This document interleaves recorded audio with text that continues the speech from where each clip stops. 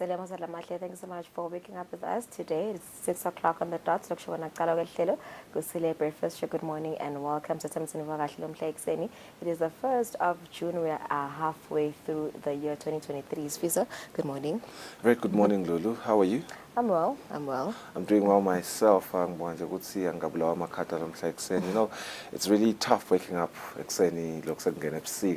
and we argued last week ngabeka ngathi past 5 kusuke sekwalele. Yeah, so selungalele vele. Ngaphikiswa, but I've been noticing every day ukuthi sekwalele. But anyway, we hope ukuthi emaswati lamahle avuka kahle lo mhla ekseni kusijoyina kukusile breakfast show. Ngabe Lulu baphethelene namhla ekseni. Dietitian from the clinic group to talk about sifo se-diabetes.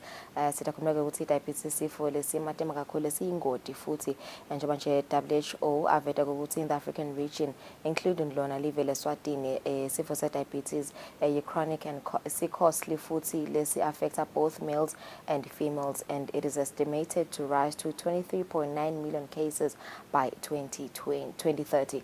WHO opinions vetene ukuthi globally 1 in 10 women are living with diabetes, and 2 out of every 5 of these women are of reproductive age. Sitabe sikhulumisana ke naye dietitian Khumbu Dlamini losokhona clinic group kuvuka bani nje ngabo diabetes 1 abo diabetes 2 side kuthi ama symptoms netinza nje ukuthi ukhona kuyimanage kanjani idiabetes yakho. Sathi ukuthi kukhona laba manager idiabetes yabo ngemijovo, kukhona labo labathatha oral medication. Sitabe sikhulumisana naye kuvuka abantu ngato leti indzaba leto. Sathi ke ukuthi diabetes and hypertension are rapidly growing public health problem in the Kingdom of Eswatini, and approximately a quarter of the population aged 15 to 69 have hypertension, and almost 1/5 live diabetes or pre-diabetes. Bese ke kuthi ke nga6 sitabe sina Mlandvo Dlamini long communications officer etiko letasekhaya. Sitabe nje simkhulumisa on the ongoing mopping exercise. Sitakhumbula ke ukuthi ngumsebenzi welitiko lona lobalekile ukubhalisa sive semaswati lapho sibhalisela khona ema birth kanye nama death certificates kanye nema IDs. Leke lasesalkhefu ke lehlelo leli kanti ke liphindze labuya mhla ka16 May kuleli viki nje lelibandla liseti funzeni taseshiselweni kanye naselibonjeni. So sitabe simkhulumisa nje ukuthi ingabe luhamba kanjani lo mhla ekseni nga6. Yeah, kanti ke sitaphinza sibe nabo ke baka Industrial Development Company of Eswatini. Letiwa ke nge-IDCE. They are back for their 4th installment with Kusile breakfast show lo mhla ekseni. Lo mhla ke we will welcome back Begiwe Zwane, who is their marketing manager at IDCE. Zathi ke ukuthi they have been with us for 3 sessions where we have discussed who IDCE is, as well as 2 of their products, which are asset lease and SME loans. Many questions have come through from Emma viewers, and today we would like to take the time to unpack them with Bonabaga IDCE, just for the benefit of everyone interested in what IDCE has to offer. We will welcome back Yena Begiwe Zwane ahambana noNtokozo Dlamini, who is their projects appraisal officer at IDCE. Stay with us. We have a lot of questions that come from many of our viewers, as well as some of the questions that we think you as the viewer will be interested to hear answers to. All right, so 3 minutes after 6, stay with us. Yeah, we are going to mention it in Zabate Swati.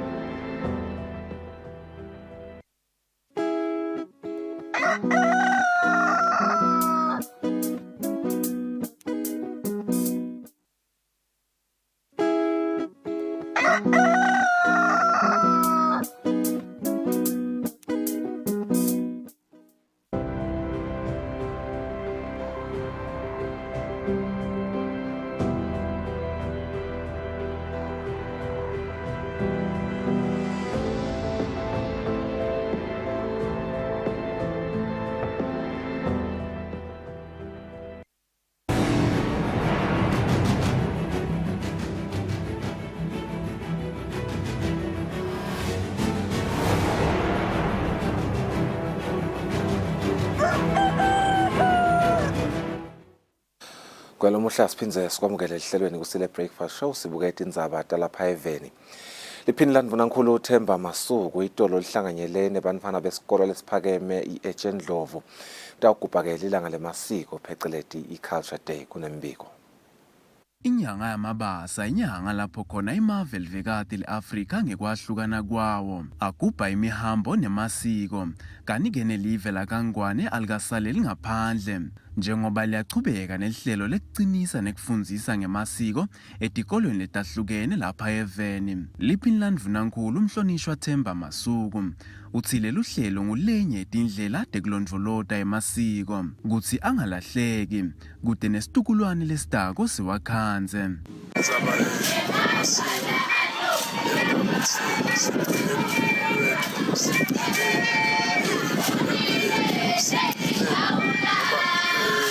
Amasiko akusho nje kuvunula kuselamhla nawuvunulile awusengamasiko uhambelana nekudla lesiswati kade ukuthi ukudla lesiswati akulekise mhlawumbe nawo siyini ukudla kwamaswati udatha kuba nemibhida nephalishi nenyama kusho ukuthi udakwatwana futhi-ke nangabe kudwa ukuthi nawo kaswati ukuthi lembethekile khanza ukuthi liyavuka Swati ngendlela letehlukile. Lesikwenza lapha-ke sitofundisa abantwana sitothuthukisa uSwati ukuze kungalahleki. Nalamasiko esiswati nalavunulo kuthateka kakhulu ukuthi leli hlelo liqhutshelwe etikolweni. Siyajabula ke silitiko letemfundo nokucecesha ukuthi tikolwa kulamalanga tiyalugubha lolusuku siyakhuthata futhi kakhulu ngoba sikhuthata lokuthi bantwa bethu bati ngemasiko ethu esiswati ngoba emasiko ethu esiswati ngiwo lasichaza buve bethu ukuthi sibobani siphila kanjani. Siyajabula ke kakhulu uma bantwana bethu banenshisekelo tikolwa tinenshisekelo kangaka ukuthi tilugubhe lolusuku lolu ngoba sifuna ukuthi nasendlula sikushiye lobuve bethu nemasiko ethu sikushiye kuhlede bantwaneni bethu batokhona nabo ukuchubela embili ngoba singemaswati sifuna ukuchubeka sibe ngemaswati impilo yethu yonke.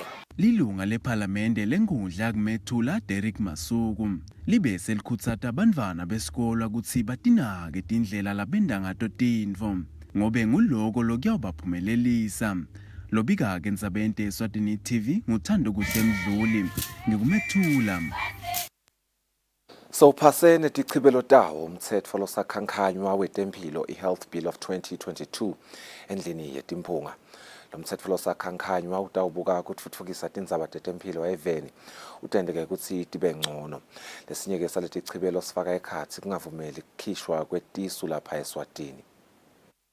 Imbunga Isaac Makagula ithe nayishukumisa ukuthi akwemukelwe lo mtsetfo losakhankhanywa wetemphilo yathi indzaba yokuthi kungakhiwa umuntu mbumbulu pheceleti cloning kanye nekukhishwa kwetisu kukhishwe kulo mtsetfo losakhankhanywa. It was the general feeling of the senators as part of their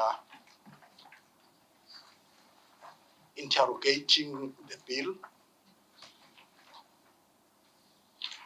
and fear that the clause and sub-clauses in the way the provisions were crafted in the bill would create a wrong impression and would be perceived that the bill was intending to legalize abortion, which was further from the truth.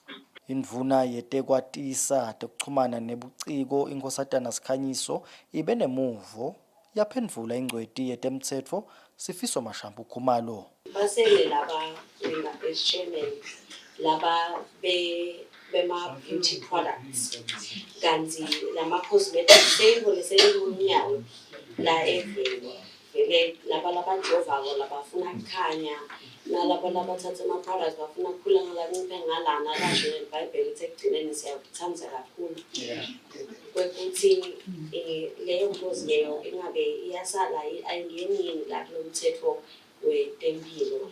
Inkosatana iphetha ukuthi this is a discussion that we should start having with the Madam President, and maybe in our next one ngafuna ukubuke lokusikufake lokho. However, at this stage probably I would provide Maswati a chance yokuthi mhlambe ngabe consulting on it and ibe ade imove ngabo. Once it may be good, but Maswati asikhulumisa Madam President, but people is the health that yena khona initiative for it.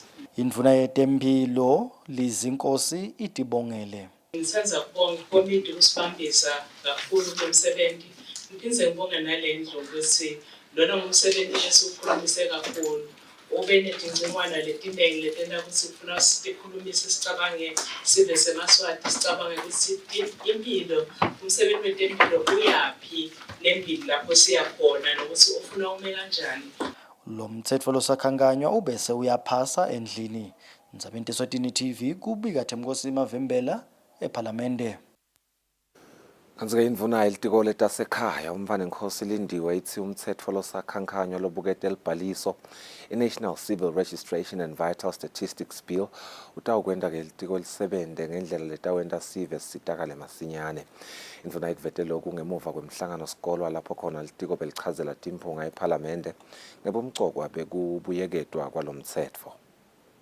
Umthetho we-National Civil Registration and Vital Statistics bewusewumdzala lokwenda litiko liwubuyekete kucinisekisa ukuthi lokhu kwenteka masinyane litiko lihlangene netimphunga kutichazela kabanti ngesidzingo sekubuyeketwa kwalomthetho. Lo mthetho ke utokwenta ukuthi kube ngcono lokuthatha kwalamabhuku ladingwa sive. Njenge ukuthi nje nangabe waseshiselweni akudingi ukuthi utofika la eMbabane headquarters kuze ukuthi indzaba yakhe itosetshentwa. Esifundzeni sakho nje eshiselweni sebangayibuka nakhona lendzaba bayiteke bakubhalise. Hayi ukuthi kuze yoshona langa uye le eMbabane. Sekwenta kube malula nje nalokuthi ke abantu ukhanza ukuthi bayajika bayafika emahovisini bayajika ngetindzaba ukuthi sekushoda lokho kutaba clear ukuthi kufuneka nani lotana yehovisi kuze ukuthi utobhaliseka uze utothola iID. Sesitovula ukuthi nalabathu nasebatakhona ukuthi babhalise banifana babo labatelo kulo mthetho lo wendlulile umfu wesilisa vele bekangambhalisi umfana ngalokuthi akamati mbambamba umfana ukuthi akabani mbambamba watiwa ngiloma kwakhe. Ngakulokunye indvuna iphindze yachaza kwekuthi luhamba njani luhlelo lwe-mopping. I-mopping ikhona ike yema kancane ngendzaba yesibekusalungiswa imali ukuthi kutawubhadalwa bedingeka imali. Kuyachubeka kuyabhaliswa abantu bakhona batafuna ukuthola ama-IDs batokhona ngene elikhethweni ngoba lo sesifuna ukuthi abantu bakhona ukubhalisa bangene elikhethweni. Lo mthetho losakhankanywa usetawungena ukhulunyiswe endlini yetimphunga. Etindzabeni Eswatini TV kubika Nelsiwendla ngamandla kunamusi Mkhonda Kalobamba. Luhlangothi lolufundzisa ngetimali Center for Financial Inclusion selinikelele luhlangothi lolubukete inhlangano tekonga nekwebolekisa itiko letemabhizinisi netsengiselana ngama-tablets lalishumi. Yemukela lama-tablets indvuna yalelitiko Manqoba Khumalo ivete kwekuthi atawusita kakhulu ekwenteni licwaningo lokukoleka imininingwane yaletinhlangano kute-ke tindzaba tato titewukhona ukuthi tisebenteke kangcono. Tawusetshenziswa i-department yethu yaka-cooperatives laka Ministry of Commerce, Industry and Trade kukoleka imininingwane esiveni sonke lokhanza ukuthi singemalunga ema-cooperatives. Kwanyalo sisebenzisa isystem lesibita nga-coders kepha-ke ngekuhamba kwesikhathi mhlawumbe bese kukhulu lokuthi le system isebenta njani ngoba beyisebenta ngema-desktop ukhanza ukuthi umuntu uyaphuma uya ngaphandle uyakoleka information uyabuya uyifaka emshinini kepha-ke nalapha efaka khona iba kuloyo mshini wakhe nje le information ayisekho mhlambe ukuthi ibe available kulabanye through a web-based system. Lokhu-ke kutasisita kakhulu ngoba sikhanza ukuthi ema-cooperatives silitiko seyindlela lenkulu lenda ukuthi eMaswati akhona ukuthuthuka. Umphathi waka Center for Financial Inclusion nomcebo Hadebe uthi bakukhanze kumcokwa kwesekela lolucwaningo ngobe bakholelwa ekutheni lutawusita kuveta sithombe sekusebenziswa kwemali etinhlanganweni tekongane kwebolekisa. And it's very important, Honourable Minister. I think this government has highlighted the importance of concise data because it has to be reliable. Indvuna ivetile kwekuthi tindzaba tetinhlangano tekongane kwebolekisa timcokwa njengobe letinhlangano tinema assets labalelwa ku 3 billion emalangeni kanti tona kuleli tilinganiselwa ku 1100. Etindzabeni teSwatini TV kubika nelisiwendla ngamandla kunamuzi Mkhonda eMbabane. Likomiti lelibuke ekusebenta kwetimali tembuso iPAC lithi kukhona ke bantfu lekufanele baboshwe endzabeni yokuthi inkampani yemagesi ibhadale lobeka ngumphathi wayo tindleko tasesibhedlela. Likomiti lithi alilwi nalokubhadalwa kwale mali kodwa lifuna sifakazelo ukuthi le mali yenta lo msebenzi lekuthiwa yawenda kuze kube ngimanje kude emaphepha la kuleli komiti lafakazela ukuthi le mali yabhadalwa esibhedlela sibili. Likomiti lelibuke kusebenta kwetimali tembuso PAC lathuma litiko letemcebo waphansi nemandla ukuthi liyotfola sifakazelo sekuthi inkampani yemagesi yabhadala imali lengetulu kwa 2.8 million wemalangeni esibhedlela leseningizimu Afrika ngesikhathi kugula lobeka ngumphathi walenkampani. Basiphendula bathi mabasiphendula basho bathi PS sinenkinga asikhone ukusubmithela ama-invoices due to the doctor-patient confidentiality. Likomiti alikagculiseki ngemphendvulo yelitiko. Uma sebangasakhoni ke nokusinika nama-invoices stop proof phela AG asitobona ukuthi cha vele yaya khona eMilpark yonke imali sekuphinde nje kusicalisa past the issue ukuthi siphinde siqalele past the issue siphinde si-interrogate kanti besizama ukuthi asale siphuma-ke sonke siphuma sepe simashi kwendeka kanje but sekusikhomba nje liningi vele ngoba thina asilwi ukuthi bambhadalelani but siyena ukuthi they flout the procedures. Even in medical aid, okay, in this case, you are exhausted, but lamanye ma invoices akhona kaSwazimede.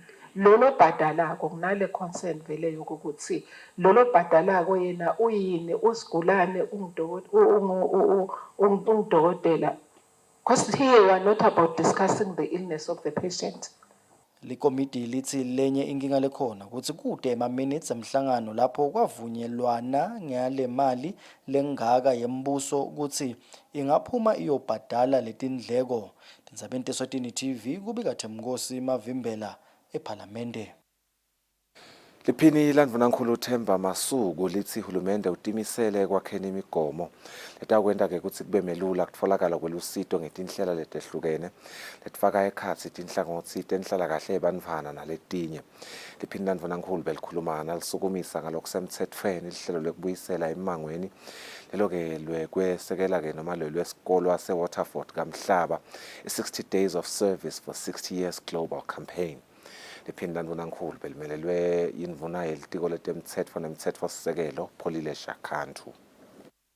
Sikolo sebafundzi labaqhamuka emaveni emhlaba lange-66 66 sitawugubha iminyaka lengu-60 solo sacala kusebenta kanti ke sisukumise lihlelo lokusita imimango i-60 minutes of service for 60 years global campaign lapho kutawusukunyiswa imisebenti leyenta umehluko.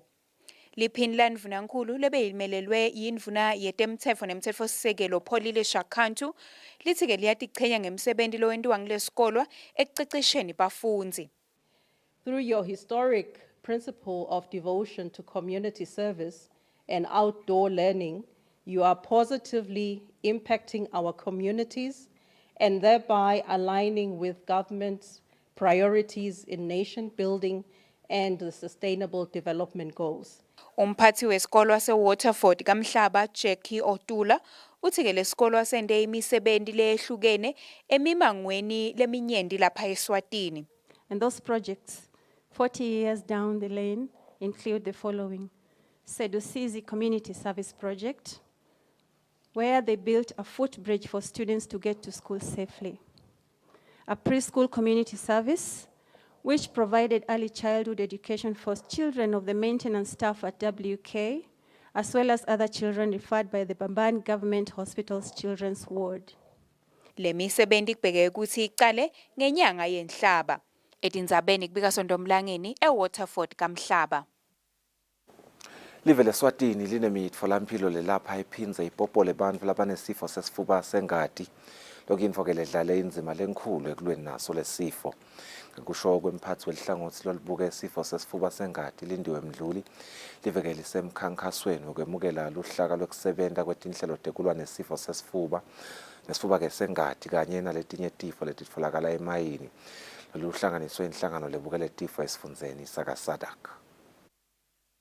Ngemnyaka wa 2012 baholi bemave eAfrika batibophelela ekuthenini kuqiniswe tinhlelo tekulwa nesifo sesifuba sengati kanye nesifo sesilicosis kanye ke nekuthi bantfu batfole lusito lwelitempilo.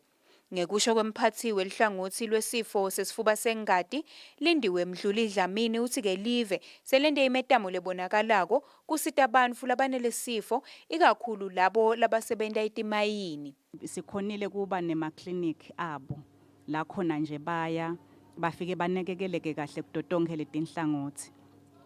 Lama clinic ke abo ase ikhona lese RFM ikhona lekahlathi. So kulama clinic ke anale equipment yonke lekhona.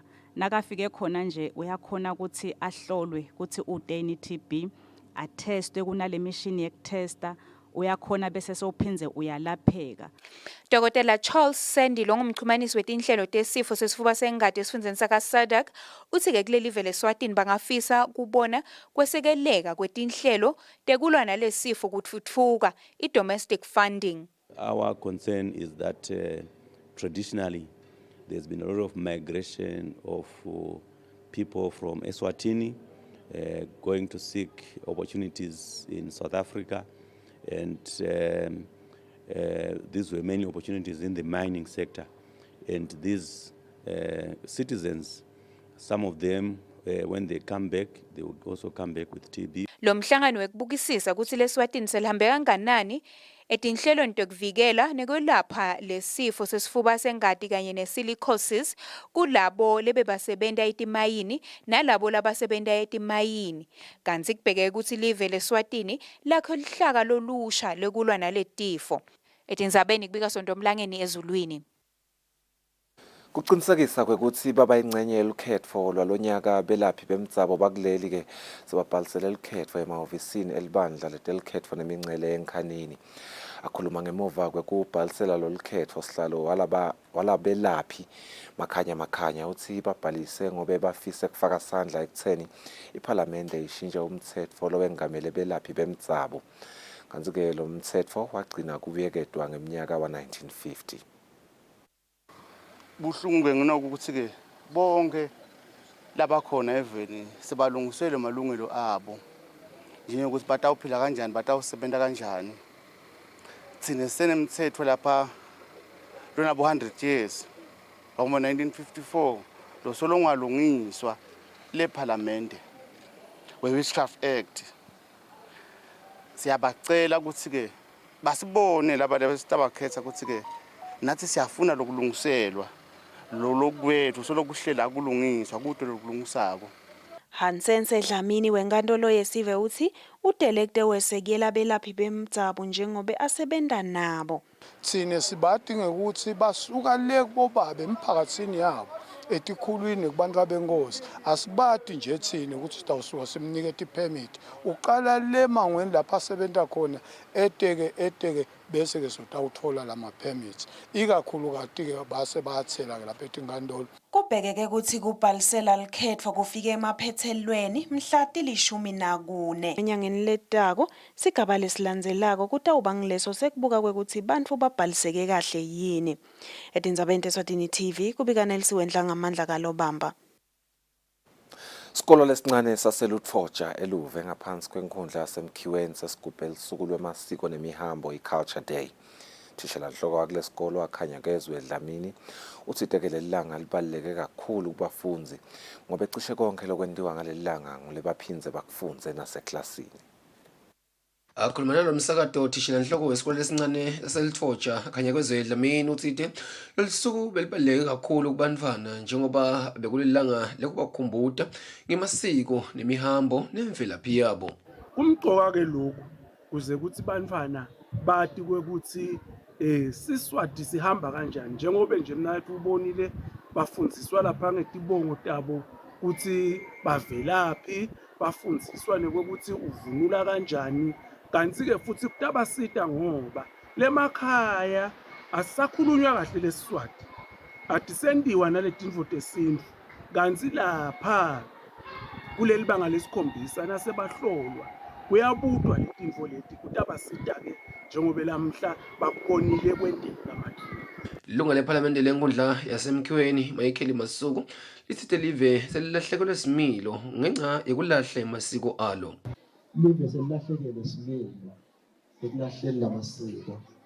Tikona letinyeni mameshini atiwenze nomsebenzi lojelo. Kanti labantwana abafundiswa lapha ngamaswati. Badalwa ngamaswati sithi nje tikona matingakufunza tikona kufanele ukuthi tonke neminyaka kube vele kube compared ukuthi tikende njalo ngeminyaka kwade ukuthi ikhona le-culture day yasawukuthi abadala sibeka nokucina. Masuku bese upha abantwana labalishumi ticathulo tesikolwa ngokuthi igceba kwabosisi uma basemfuleni kanye netimpahla ikakhulu labo labeswele ngekwetama kwekuthi nabo bathokomale kunasi isikhathi semakhata. Idindzabeni Eswatini TV ngibonga Magagule Luve.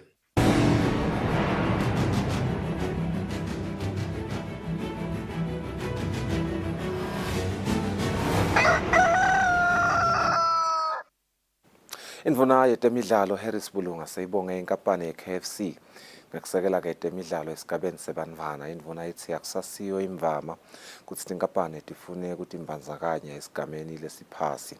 Indvuna beyikhuluma emcimbini wekwemukelisa tembatfo tekudlala tetikolwa ngaphansi kwendzebe yeSkara Tindwa Foundation lesekelwe inkampani ye-KFC eMountain View eMbabane.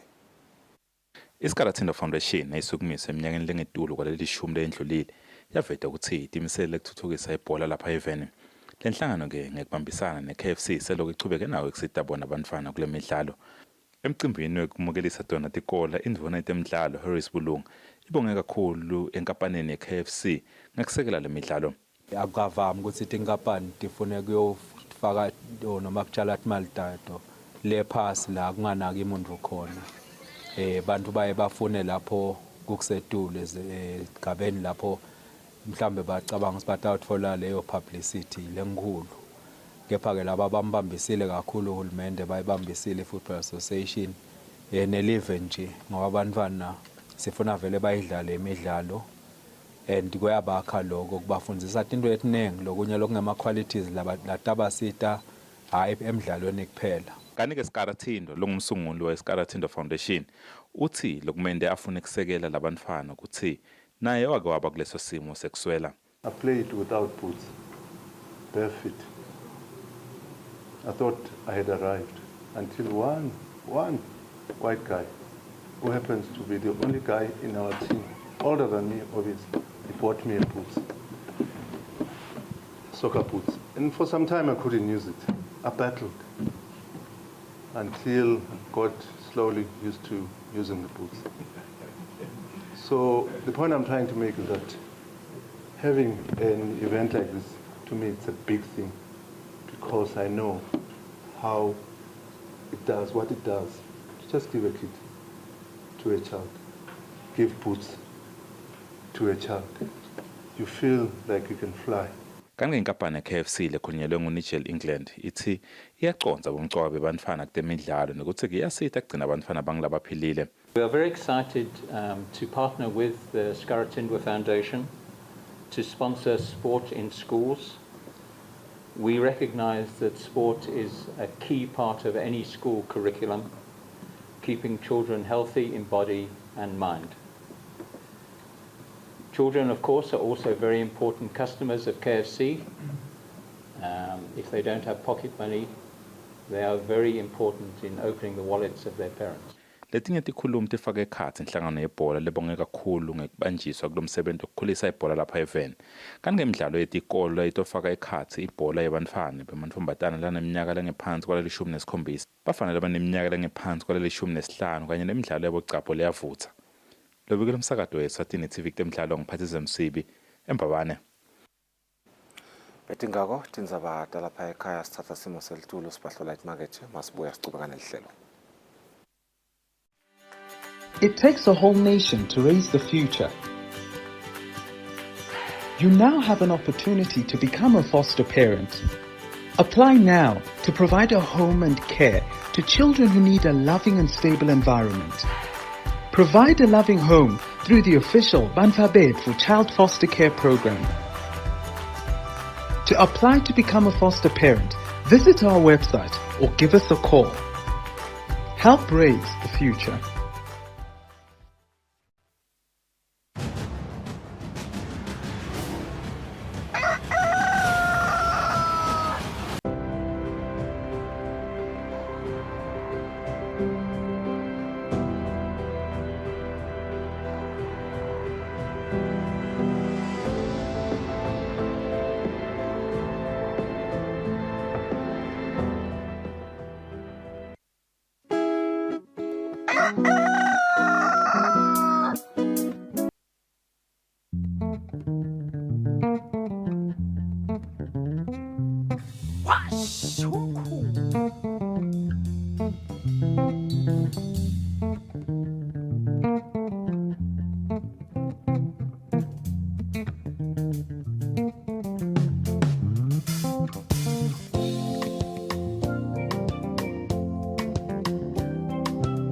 Are they yours?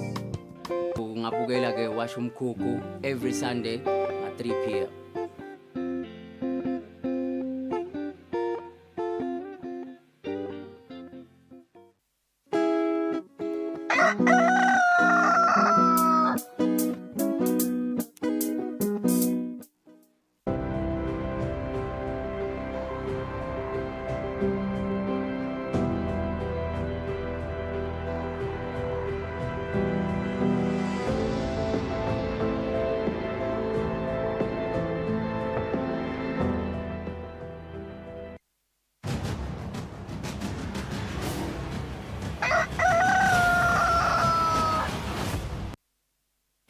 Asifunze sinimukele sivusele nawo losanza kuzivulela abesivetile ukuthi isitaba esikhuluma kabanti ngemsebenzi lwasukunyiswa litiko letasekhaya i-mopping exercise ngomsebenzi ke lona lapho khona litiko livakashela tindzawo letehlukahlukene lapha eVeni ikakhulukazi nje etifundza delive lapho babhalisa khona sive semaswati babhalisa certificate tekutalwa certificate ema-death certificates kanye nema-ID nalokunye. Umsebenzi ke uke wathatha likhefu kwesikhashana ke pheka uphinze wabuya mhla 16 May sabavakashela tifundza letiningi kanti ke kumanje leli bandla lisesifundzeni saseshiselweni kanye naselubonjeni. Sawufuna ukuva ke kuye communications officer wakhona etiko Mlandvo Dlamini kuva nje ukuthi ngabe lo msebenzi uhamba kanjani ngaloko ukuthi ubalekile nokuthi kumcoka ukuthi litiko libe nayo idata yesive samaswati lesihlala lapha ekhaya eSwatini. Ngikho sisabonga ukuthi ubuyile namhla ekseni. Umsebenzi obalekile lona welive nelitiko nje ukuthi vele le information lena nibe nayo ukuthi bamfu laba khona eSwatini abanema birth certificates lasebashiye emhlabeni bangaki. I think ukulokubuya kwenu nje kusukela mhla ka 16 May ingabe vele mhlambe nje ibe njani nje response from sive samaswati kuleto tindzawo nentivakashela. Sibonge Thombeni sivusele kuyumlaleli sibonge nekuthi usi invite ehlelweni lakho. I-mopping exercise njengaloku bese imemedela ukuthi seyiphindze iyaqala lapho sihamba khona etikhulwini letikhona tonke noma emphakathini lekhona lonke live la Kangwane sibhalisa tona certificate tekutalwa certificate tekuthathana ngesintfu certificate tekushona kulabo lasebashona ekudzala siphindze sishuthe chaza buve sifundzise nebantfu noma seluleke bantfu labo labafuna kuhlala eVeni ngalokhu semthethweni labangasiwo emaswati umsebenzi ohamba kahle kakhulu Thombeni. Kuhle siqale kabi ngasho njena kepha nje akusikuthi bekungalesi event kube tincola tethu ema mobile office ethu lothola ukuthi akaconnecteki kahle sahamba ke njengaloku sathi sicalile sathe sihambile sabona ukuthi akusebenteke nangabekisa nje esiphofaneni sibuye saqala phasi la besihambe khona ngalokubona letinkinga lebesolo sidibana nato endleleni sesiqalile ke futhi phasi kuyasebenteka sive siyaphuma ngetinkani naseshiselweni siyaphuma ngetinkani kusho letinombolo akusasho thina ngoba ngileti nombolo nami nje bengikhona itolo ngile elibonjeni ngaya neshiselo vele sive siphume ngetinkani kuyasebenteka Thombeni.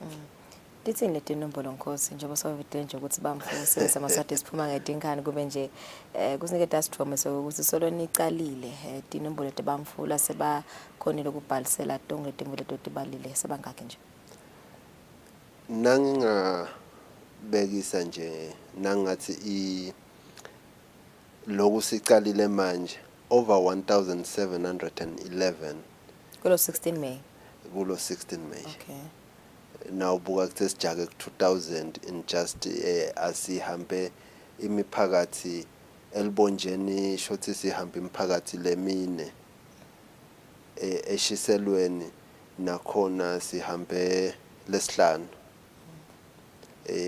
nangaphinde ngibekise nje ishiselo sihambile Bambitshe sahamba kaNkonka kaComintaba ekwaLuseni yonke lemphakathi leyo iseMathanjeni South sase sichubekela phambili lapho khona sifike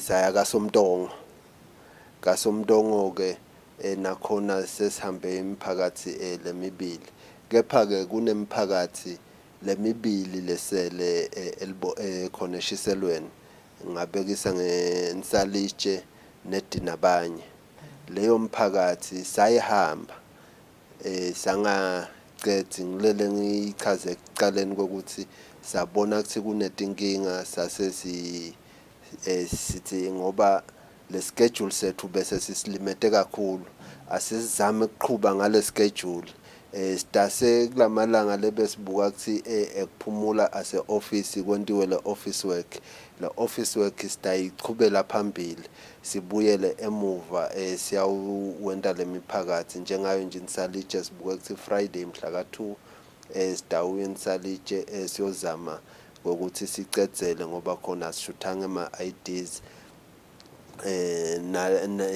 naleliningi lebantu bebabaningi Nsalitshe so kuyasibita vele ukuthi sibuyele emuva khona ke na ungabuka nje emabeds aodwa siwarejistile abang 692 ngisengabali ukuthi siye ema-convert Iswazi Law and Custom and stuff bese kuthi elibonjeni sesiwarejistile emabeds aodwa lang 390 lokho kusho ukuthi sive siyaphuma ngenkani siyaphuma impela ingabe bathi kuba yini letizathu Nkosi mhlambe nasenixoxisana nabo nje ukuvela ukuthi ingabe letimvule letinje letimcoka nakangaka solo bahlelelene emakhaya bangayi kuyodenda ngiyathi ukuthi sebanye mhlambe bakhala ngedistance ukuthi khashane kude kahle kahle le mali egibela abaye emadolobheni kepha nje kuba yini letizathu labantu vetela tona ngilesikhulu leso ngoba nayitolo nami ngibabudile labaningi vele bakhala ngale distance uma ungabuka nje leka Somtongo lendzawo inkulu ikhashane kakhulu ukuthi ungasuka kaSomtongo uye eHluthi vele uthola ukuthi labantu bayakhandleka mhlawumbe kube kuthiwa kune service center ekaLavumisa ngabe khona kuba ngconywana. Kepha ke vele le distance iyabalimata ngoba noma ubuka nje impilo uyayibona ukuthi awuvele lesive katula letiko. Kepha sinaleli themba ukuthi esichubeka nalomsebenzi esisebenta futhi ne ministry yetinkhundla leto tindzawo titawu identifyeka masinyane ukuthi kuleto tinkhundla kusheshe ukuthi kulethwe ama-service centers ukuze sive sitawusitakala. Vele lokukhulu kakhulu kunako konke ngule distance Thombeni. Okay, so kuleto tinkhundla leta ngiyakhumbula nje ukuthi sekungedekelenye yathi lokho ukuthi kwacala enkhundleni yasemhlambanyathi invele lokho ukuthi onke lama services ahulumende sale asonzedwa bangusala bakhona kwenta certificate tabo batitfole khona lapho enkhundleni.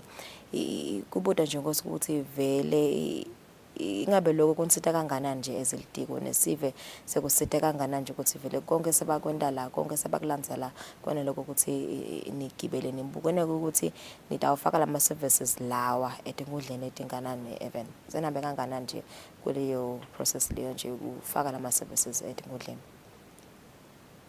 Ema services etinkhundleni ngesifiso sahulumende ukuthi sive vele singahambi i-distance lenze kusuka ekhaya ayothola i-service. Lokusho ukuthi tinkhundla ngalendlela lebeti designwe ngayo noma indlela le-designwe ngayo nase tonke tisebenta ngalokuphelele tifanele ukuthi ti-provide lawo ma-services. Lokusho ukuthi tonke tinkhundla letikhona kangwane sibheke kuthi ngekuhamba kwesikhathi tigcine lawo ma-services tiwa-provider ngalokuphelele. So kuleto tinkhundla leto nangiyobhalisela nje certificate sekutalwa ngidawuphinze ngiyosilandza khona noma ndathe ngokuthi ngiyeke kamanzini noma ngimbabane kuyolandza noma konke ngikwendela la konke ngikulandza kuleyo nkhundla leyo. Ngingabekisa nje ngenkundla yakithi kaLobamba. kaLobamba ushutha i-passport uyilandze khona, certificate sekutalwa, i-ID konke ukulandza khona. Lokusho ukuthi vele nawubuka ukuthi nahulumende achubeka enaba ngeke sibe nayo lenkinga yato certificate. Kuthi nje lokunye nangabekisa itolo nangicocisana nalabanye bova kuthi athi lo munye ngihamba ngaya eSkhwahlande ngaya kubo Vryheid ngahlala ngihanjiswa amatoho ngabuya ngiyasola ke kuthi nginakulesike sakuva nemalangeni lendlule kuthi kunalabo labe basebenta ngale bagcine sebangasakhona ukusebenta bakhishwe emisebentini sebabuyile ke nawubutisisisa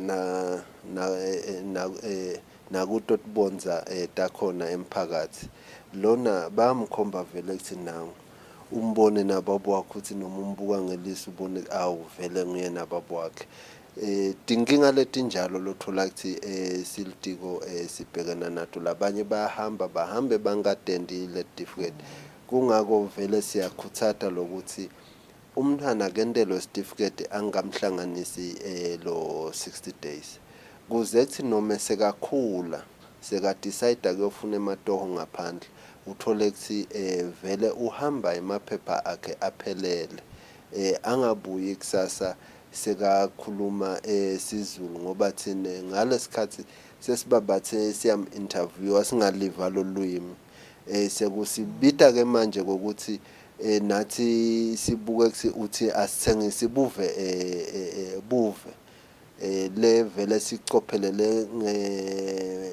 sicophelele kakhulu ukuthi singadikhanzi nale kule mopping sesithengisa ngebuve solo sithi sisitawone eMaswati.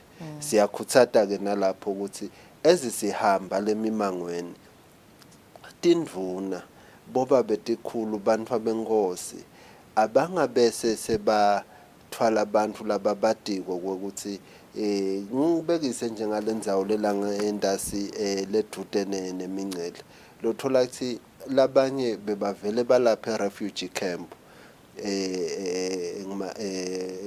le refugee camp so sebabuya ke ngoba kuthidela abanye babuya base bahlala la emiphakathini sebayakhonda badala abantwana kuyaphilwa kunagogo nje lesimkhanzile gogo una 78 weminyaka gogo uthi wafika nga84 nake fika nga84 wahlala le eNzevane naka suka eNzevane wase uyakhonda la mphakathini uyahlala uyaphila lokuhle ngagogo ulikhulumile liqiniso nalapho ke asibacoshi sibuka indlela kuthi singabasita njani kuze kuthi ekugcineni kwakhona singathikhanzi nje sifika la sesiniketa buve bantu labangadeserve kepha ke lelo bandla ngileli bandla lesitalikweleka ekugcineni ngoba sikweleka le data yalo lesitase siliniketa induna ihamba nalo iya ecabinet necabinet nakufuna yendlulisele eparliament bese iyawubusiswa ngilabadzala. Okay. Kubuda nje ukuthi bakhona labo bamfana bendlunkulu kwenza ukuthi sebalahlekelwa abadali babo bobabili dokwenza ukuthi bashona babashiya nje emhlabeni bangakabendeli ma birth certificates niyabathola yini labo niyakhona yini futhi kubasita ukuthi bayekhona ukuyifaka le information yabadali babo bayasitakala yini labo bayasitakala Thombeni uyati nawuke waya le fieldini ngila ufike umangale khona nayitolo ngimkhanzile nje lomunye umntwana iyasho nenduna akasafunzi lo mntwana wafike walahlwa nginina kuloyise washona naloyise lo nina naye ngathi wahamba waya kuBosikhwahlande akatiwa beka walamphakathini so lalabasele bede lutho ngeinformation ngaphandle koyababe nalo lo khwanja bekusingani salo babe dinginga lesidibana nato leto tikhona Thombeni kepha silitiko vele siphumele dona dinginga letinjena ukuthi egcineni lo mntwana aconnect angene esikolweni lo mntwana abhaliseke abe naso certificate sekudalwa ingani na senetiseka ukuthi nembala lo mntwana uliswati nathi asidliseki lihlata silitiko kungako sikhutsata bantu abenkosi etikhulu tindvuna buqopho ukuthi nabasilethela labantwana ababalethe ngokweliciniso bangalethi bantu laba badiko ukuthi nembala babantu bekufika kwegcina nje ngosinyathelo ukuthi selone icubekela khona esenzeni saseshiselweni naselibonjeni kusiniketa nje leto tindzawo lenikito kuleli viki ngibonge Thombeni eshiselweni lamuhla nje lokungikhuluma mhla ka1 siyendlulela emphakathini waselihlekweni sibhekile ke kuthi mhla ka5 sitawuya ezindwendweni leyo shothi iphasa somntongo bese kuthi elibonjeni khona sitochubekela engevini lapho ingevini inemalanga lamabili sitawuya lamuhla phindze sibuyele mhla ka5 bese emva kwaloko sendlulela iThambuthi mhla ka6 ngicela kucondzisa lana Thombeni lama date lawo siyawamemetela kepha ngesimo lesikhona on the ground uthola ukuthi sekuyendeka ayashintsha ngoba sekuyendeka uthola ukuthi sifike emphakathini lesive siningi nasi siningi kani besibanikelela linye vele sekuyasibita ukuthi sibuyele siyawuphinza singashiyi ebaleni lesive singasidi ngoba egcineni kwakhona kutabunga ngathi sifike sayobhaza sayodlala ngesive nako lokunye loye kubanga ukuthi lama date ethu abe sayashintsha sekungaba kuqela sive lapho ukuthi sisibeketelele uma ngabe besimemetele ukuthi siyeta ngelesine asisefiki ngalelo langa sesibekele linye kusuke kudinginga lefana naleti lesethembako ukuthi noma sidibana nato nathi siyazama ngawo onke amandla kokuthi le schedule sethu sisilandzele, kepha nasesidibene inkinga letfana naleti vele lawo malanga yashintsha.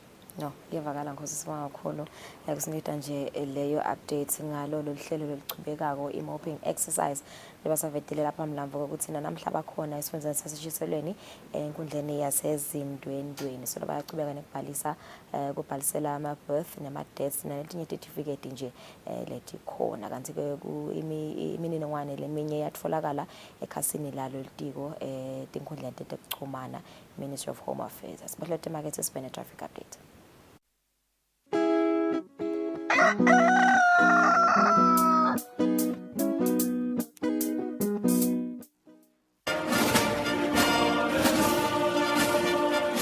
Do you remember the spinning thing?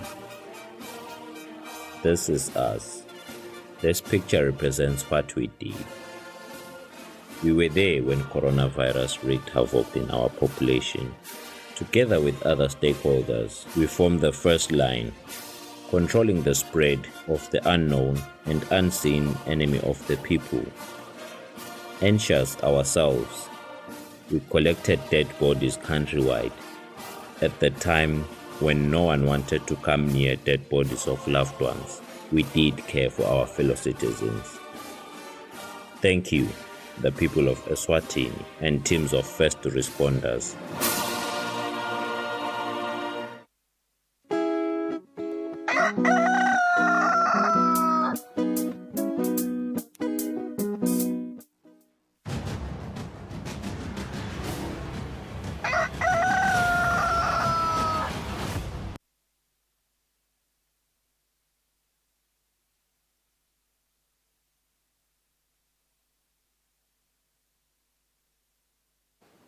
Ngolomhla siphize sikwamukela ehlelweni sibuke simo semigwaco sinaye ke Constable Ntompenhle Fakutse elicingweni cetshwayo sibusele lomhla kuseni ngabe nisebenze kanjani emigwaqweni sibe nesitfulela ini lomuhla.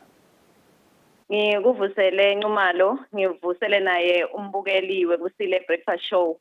Imigwaco elivela kaNgwane sesihlolile njengenhlala yenda imigwaco leminengi iyahambeka. Ikhona leyo lenetikhinyabedo kepha nje siyafuthata ukuthi wonke lo sebenzisa umgwaco liso lakhe alihlale lingilelo lelibukile khona emgwaqweni kuze ukuthi langabe kunesithikabedo lesikhona kumbe lesingasibiki asheshe asibone avikelekeke ekwentekeni kwayo ingozi. Madolobha ke elive siwahlolile siba netemgwaco siyasebenza kuwo onke emadolobha ngaphandle kwedolobha lelikhulu laseMbabane la khona tiba netemgwaco lesilapha eMangwaneni tingasebenzi.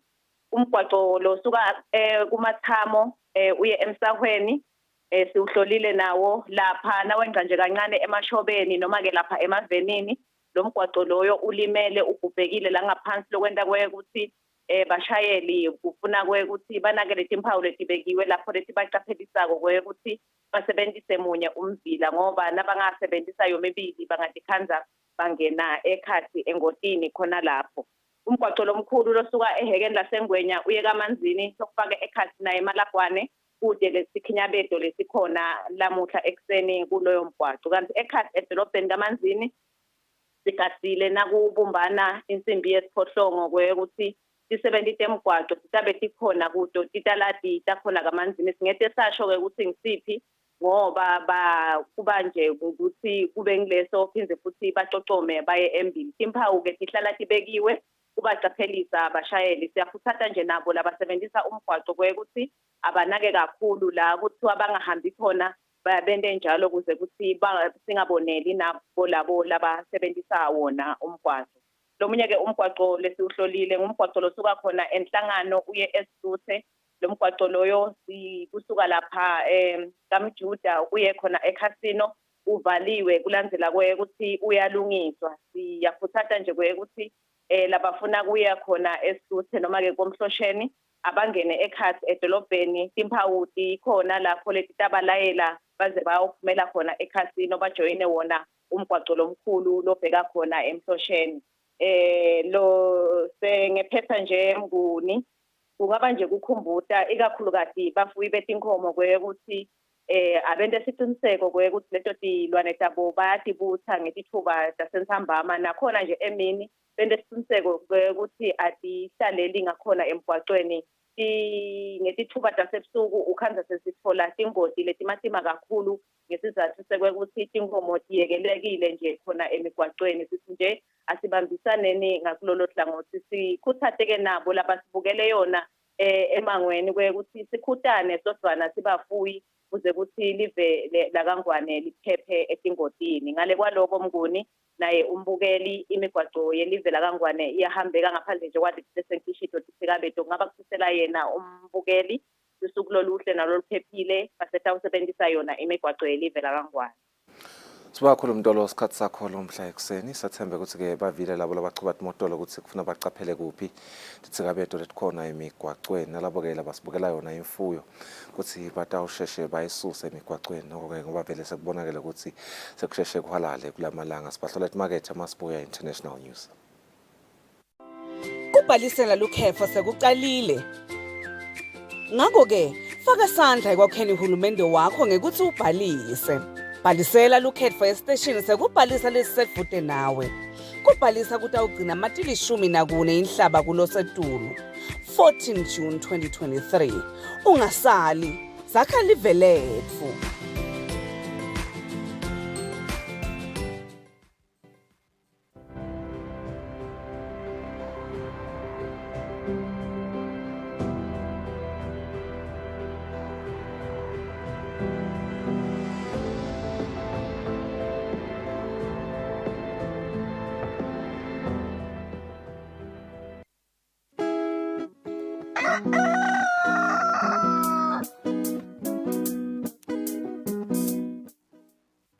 Bukela luhlelo embili kanye njalo ngelisonto ngensimbi yesithupha kusihlwa lapho sixoxa kabanti nalabati ngetindzaba tenhlalakahle, temnotfo netentuthuko. Lolu hlelo luveta luphindze lukhulumise-ke imitsetfo, tinhlelo nemigomo yahulumende lethuthukisa ke sive seMaswati. Luveta ematfuba netisombululo letiletsa-ke inchubekela phambili esiveni. Embili kanye makubete-ke liswati lelisalela emuva live lisachubekela entuthukweni lekhonsile.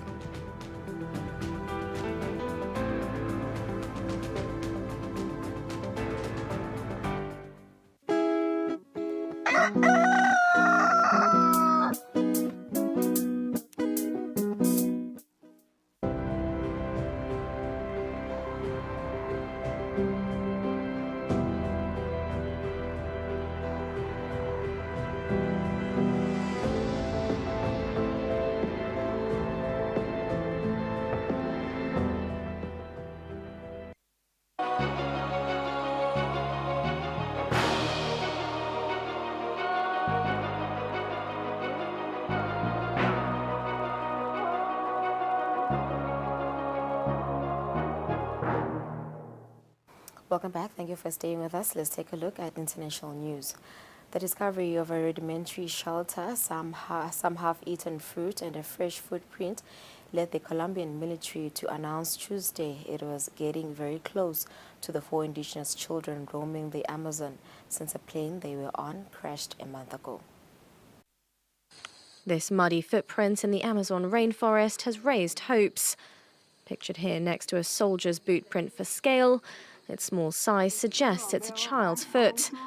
And Colombian authorities think they're close to finding 4 missing indigenous children. This is a fresh footprint found approximately 2 kilometers away from the last footprint we had found, and it gives us a sign that the children are still alive. The children, aged between 13 and just 11 months old, had been lost in the jungle since the plane they were on crashed a month ago, claiming the lives of all 3 adults on board, including their mother. However, the children's bodies were never found at the crash site, suggesting they'd wandered into the jungle. Signs of half-eaten fruit and makeshift shelters fueled claims they'd found ways to stay alive, something their family also wholeheartedly believes. The eldest girl, Leslie, is very intelligent, active and strong. Don't give up searching. The children are alive. We need more ground support, more dogs, more people searching. The search area has been narrowed down from 320 square kilometres to a much smaller 20. And helicopters and satellite images are also being utilised to check for predators in the wild. NATO will send 700 more troops to northern Kosovo to help quell violent protests after clashes with ethnic Serbs there left 30 international soldiers wounded, the alliance announced on Tuesday. These NATO-led peacekeepers in northern Kosovo will soon be joined by reinforcements after 30 of their fellow troops were injured in violent clashes with ethnic Serb protesters on Monday. We have decided to deploy 700 more troops from the Operational Reserve Force for Western Balkans and to put an additional battalion of reserve forces on higher readiness so they can also be deployed if needed. The violence has stirred fears of a renewal of the late 90s conflict in the volatile region. This bout grew out of a protest by Serbs against the appointment of ethnic Albanian mayors. We're all staying here. Our protest will continue until our demands are met, that the new mayor leaves the building, that he carries out his technical mandate in another location. Serbs had boycotted the elections in protest against Kosovo's government after it failed to ratify a 2013 EU-brokered deal giving them greater autonomy. But the Kosovan Prime Minister blamed the flare-up on far-right Serb groups.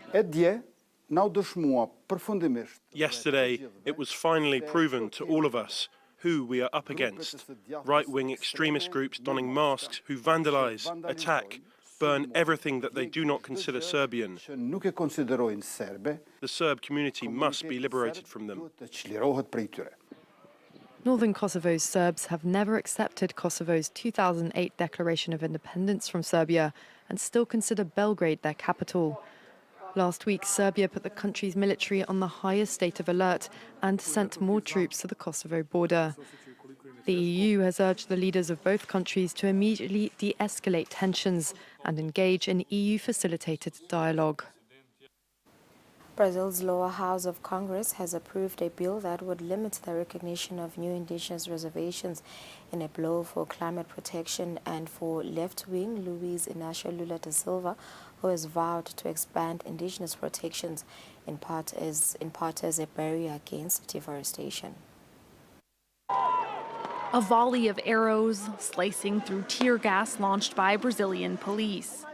Dozens of indigenous protesters blocked a highway on the outskirts of Sao Paulo Tuesday as lawmakers voted to limit the designation of their protected lands. We are from these lands and we will resist. We will not accept violence. Resistance and land demarcation now.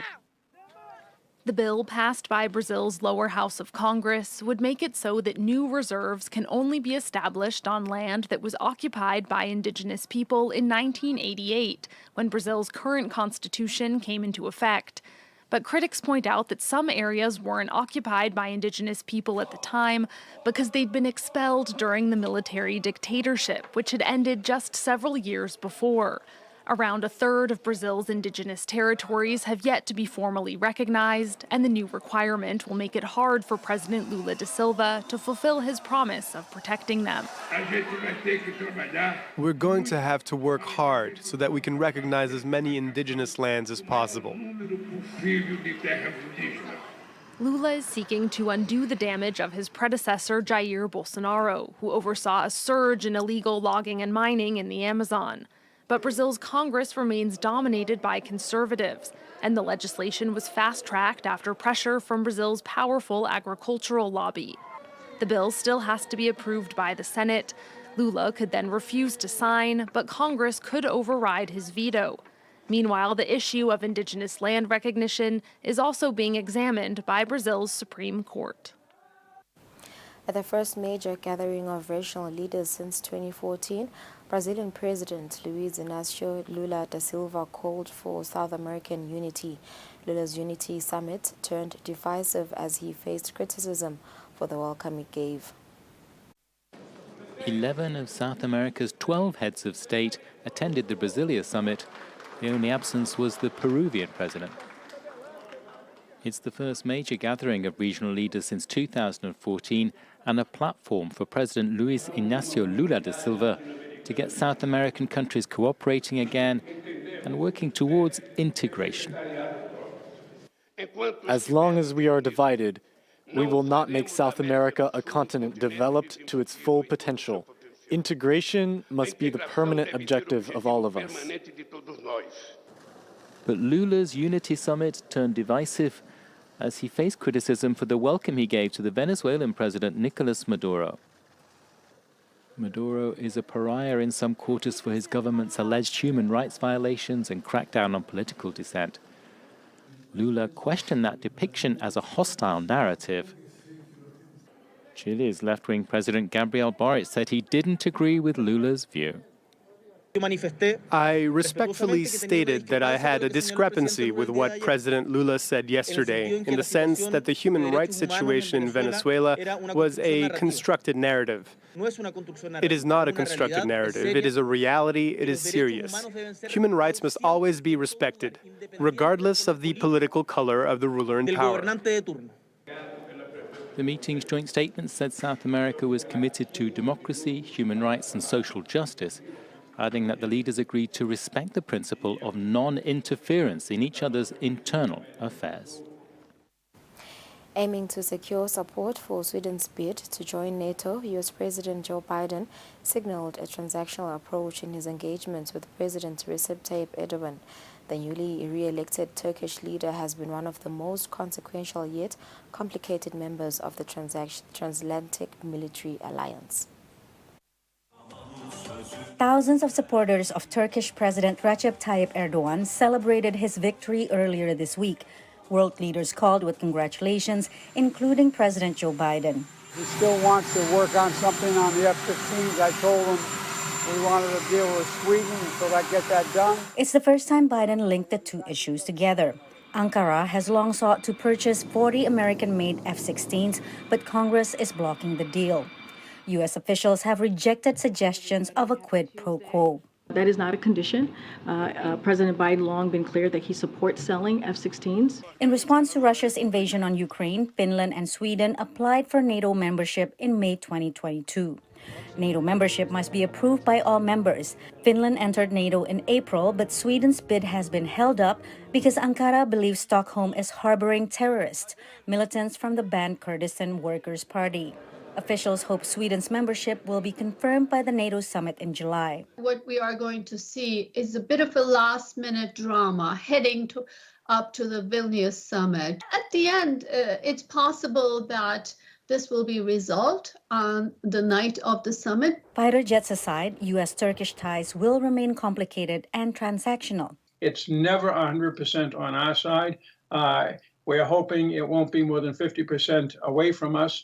But a lot depends on the personal relationship between Biden and Erdogan. It's been frosty. The call is a good first step. Erdogan has condemned Russia's invasion of Ukraine while refusing to join Western sanctions on Russia and expanding its trade ties with Moscow. Lawmakers in the Philippines are targeting online casino operators and regulators as they try to crack down on the country's growing network of cryptocurrency scams and the human trafficking connected to them. PAGCOR is corrupt. At a hearing on human trafficking, Philippine Senator Sherwin Gatchalian grills officials from several agencies, including the Philippine Amusement and Gaming Corporation, known as PAGCOR, which regulates the country's offshore gaming operators, more commonly called POGOs, that offer online gambling to overseas customers. This brings international shame to us. The Philippines is becoming a scam hub. In early May, authorities raided this alleged scam hub at a POGO site a few hours' drive from the Philippine capital, Manila. More than 1,000 trafficking victims from across Asia were rescued. Jason was trapped there for about 7 months.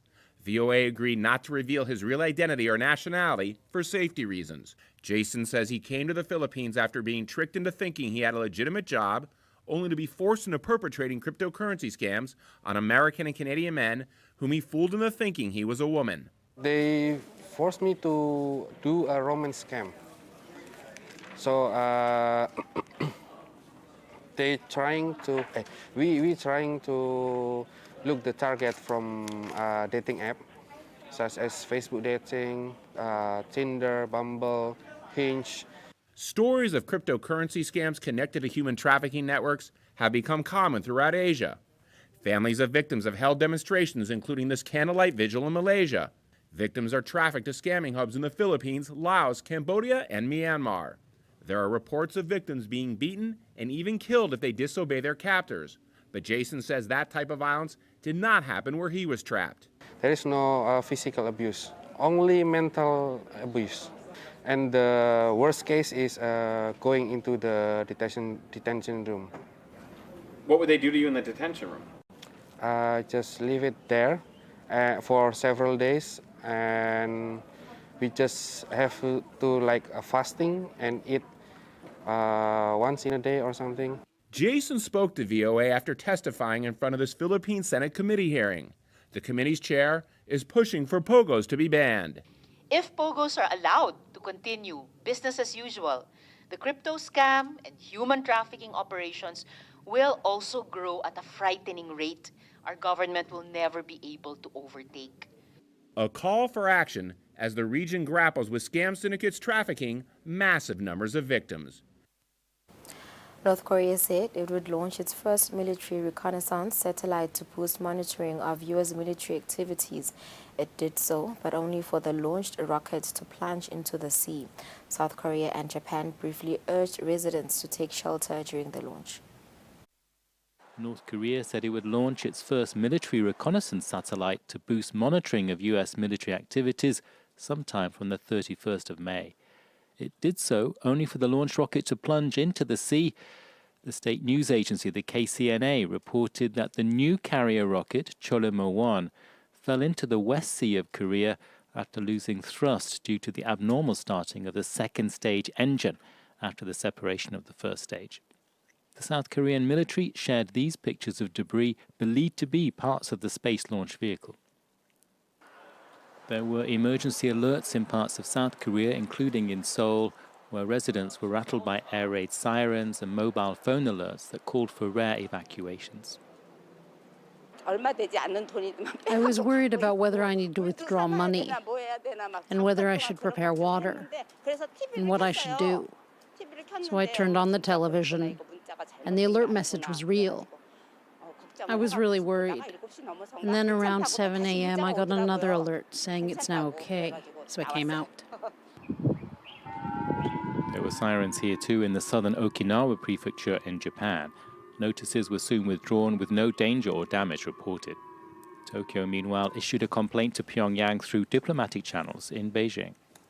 Taking into account the repeated launches of missiles, North Korea's continued actions threaten the safety and security of our country, the region, and the international community. This kind of ballistic missile launch violates UN Security Council resolutions. North Korea has attempted 5 other satellite launches, with 2 placed in orbit, including during its last such launch in 2016. Amid fresh strikes on Kyiv and as Ukraine readies its counter-offensive against Russia, another former Soviet republic is watching closely. In 2008, Georgia waged a brief war against Moscow and pro-Russian separatists, losing its breakaway region of South Ossetia and other Abkhazia. Now, as Georgia's population looks firmly westward, some accuse its government of leaning towards Moscow. Here in north-central Georgia, Russia is never far away. Barriers cut through Kurvaleti village, separating South Ossetia from the rest of the country. European Union monitors help ensure stability along what's called the administrative boundary line. We are particularly at this spot here today because it's a very visual point to see how indeed the conflict for many people is not over. It's certainly not over in Saravani settlement, a few dozen kilometers away. It houses thousands of people displaced by the South Ossetian conflict 15 years ago. Today, life seems almost normal. But some here believe what's happening in Ukraine, thousands of miles away, might determine Georgia's chances of retaking its own territory and going home. If Ukraine will win, hope it will win, we will have more chance. If they will not we will have no chance. In the capital, Tbilisi, and elsewhere in the country, many Georgians are rooting for Ukraine and to join the European Union.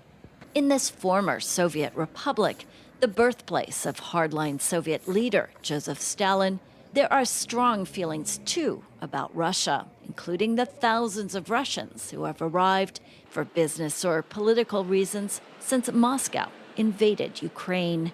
Russians who are here must go home. Must go home. Really, what is it?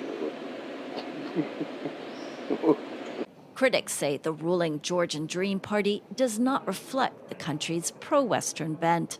Moscow's resumption of flights to Tbilisi in May, marking warming ties between the two countries, was met with protests here.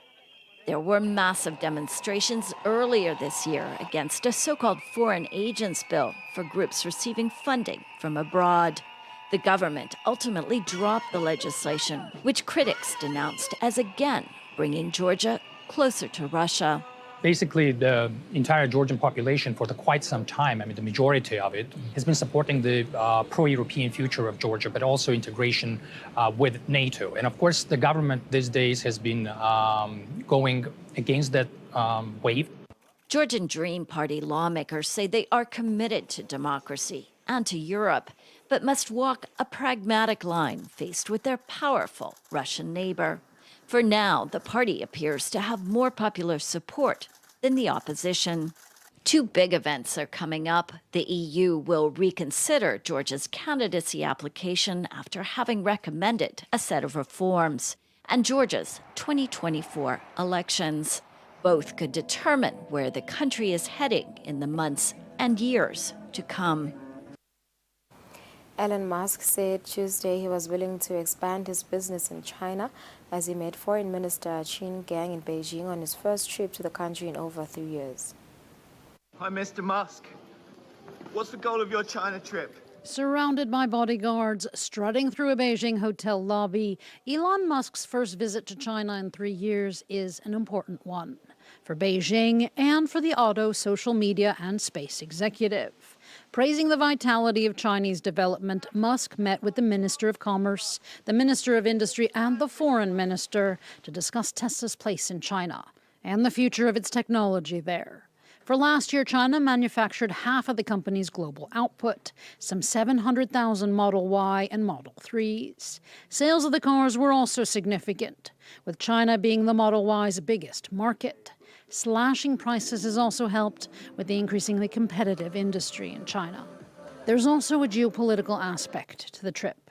Amidst tensions between China and the U.S., Musk has regularly struck a sympathetic tone towards Beijing, saying, according to the Foreign Ministry, that the U.S. and China are like conjoined twins that should not be decoupled. China always welcomes business leaders from all countries, including Elon Musk, to visit China and gain a better understanding and promote mutual cooperation. The visit comes as there are rising calls in the U.S. and in Europe for reducing dependency on Chinese supply chains, and as foreign companies in China are increasingly voicing concerns after a series of corporate raids.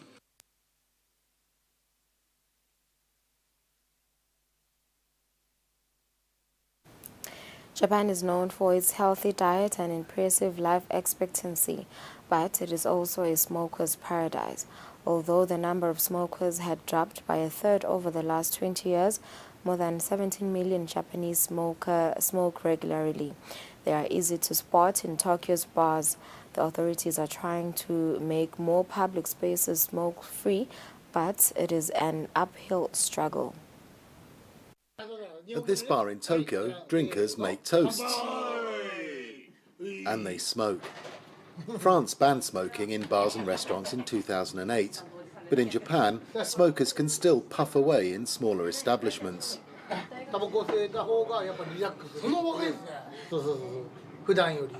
Cigarettes help me relax. Life would be boring without them. This small bar is filled with customers and cigarette smoke. 90% of our customers are smokers.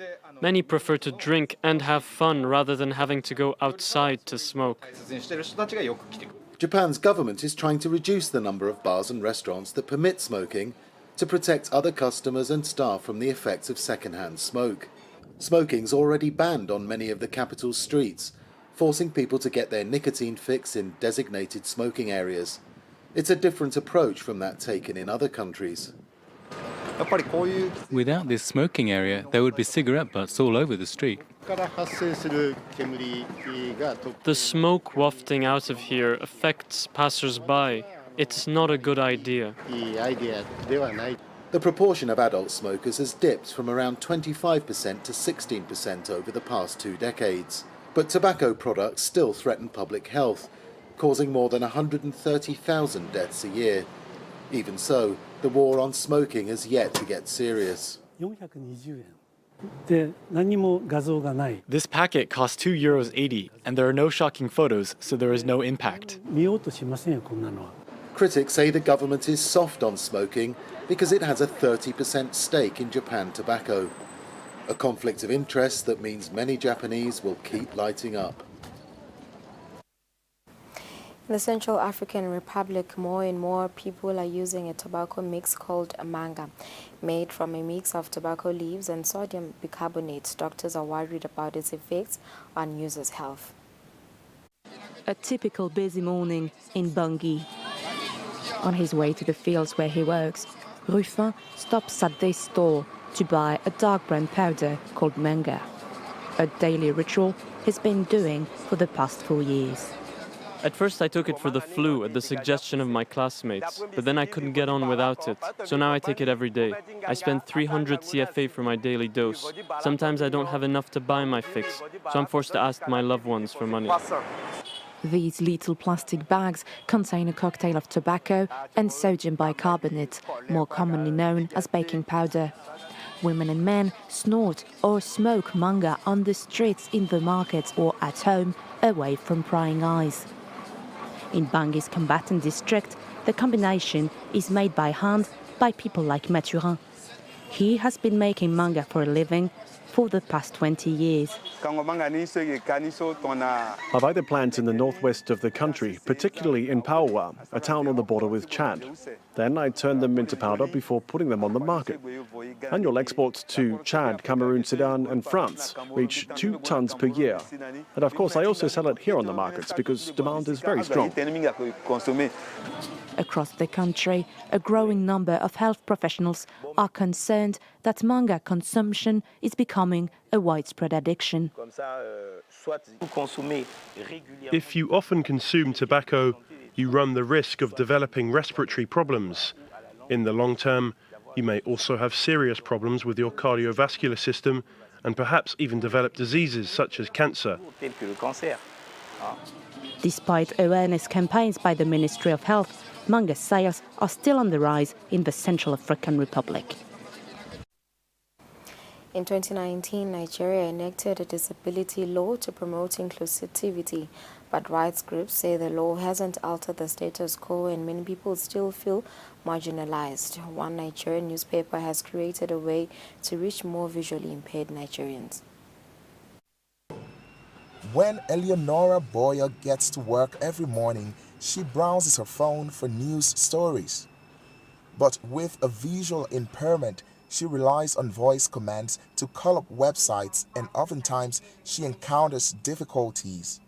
I cannot access some websites or some applications with my screen reader, and which makes getting information very difficult. Boyer's vision started deteriorating after birth, and she was later diagnosed with glaucoma. Some 25 million Nigerians are estimated to be living with disabilities and constitute one of the poorest segments of the population. Too often, they say, they are marginalized. But in May, a Nigerian online newspaper, The Cable, launched what it calls a Disability Inclusive News Application, or DINA, to give people with visual impairments access to information through a built-in talkback function. Boyer says the app has been helpful. When I downloaded it and went through it, it was really good. It was accessible for me. My screen reader could use it. And also, I saw that some of the prints were very bold, which is also accessible for, persons who are visually impaired but not totally blind. Dina is considered Nigeria's first disability-friendly news application and was selected as one of the winners of the Google News Innovation Challenge in 2022. Kolakbo Olakboju is an editor at The Cable. We fight for persons with disabilities as media stakeholders. We do so through our reports, through some of the advocacies that we do. However, we also forget that we have to actually provide solutions for them. And we move past the era of traditional media. We are in the era of digital media. Stephen Idoko, a program manager at the Abuja-based non-profit Inclusive Friends Association, says the news app should also help people who are deaf and need captions.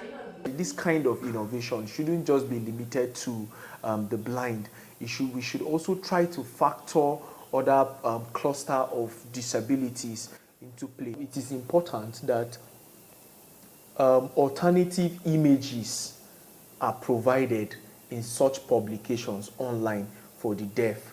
Nigerian authorities signed the disability bill into law in 2019 after many years of advocacy and protest by disability rights groups. But critics in Nigeria say the law has yet to be properly implemented.